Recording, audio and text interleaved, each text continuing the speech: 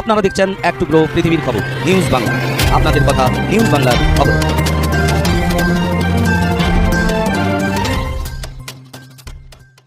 দেখুন সবাই এক টুকরো খবর, খড়গপুরের খবর। পশ্চিমবঙ্গ সরকার আয়োজিত পশ্চিম মেদিনীপুর জেলা সবলা মেলা অনুষ্ঠিত হচ্ছে পশ্চিম মেদিনীপুর জেলার খড়গপুর শহরের তালবাগিচায়। এই মেলায় এক মহিলাদের প্রদর্শনী ফুটবল প্রতিযোগিতা হয় এবং এই প্রতিযোগিতায় শালবনী জাগরণ সংঘ ক্লাব মহিলাদের টিম জয়ী হয় বলে জানা গেছে।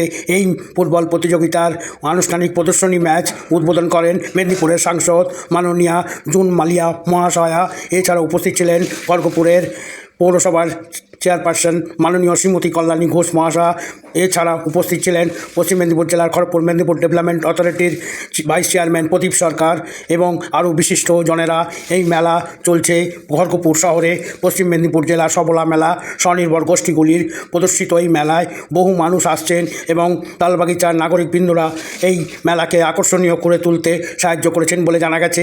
এক টুকরো সূত্রে আরও জানা গেছে যে এই মেলায় বিভিন্ন রকম জিনিস পাওয়া যাচ্ছে। এই ধরনের মেলা ইতিপূর্বে খড়গপুরে ট্রাফিকে অনুষ্ঠিত হয়েছিল, ট্রাফিক ময়দানে বেশ কিছু বছর আগে। এছাড়া এই ধরনের মেলা খুবই গ্রামগঞ্জে এবং শহরকে আকর্ষণ করে, মানুষের মধ্যে উৎসাহিত দেখা দেয় কীভাবে স্বনির্ভর গোষ্ঠীর কর্মকুশলতা। ধন্যবাদ সবাইকে। News reporter Shankar.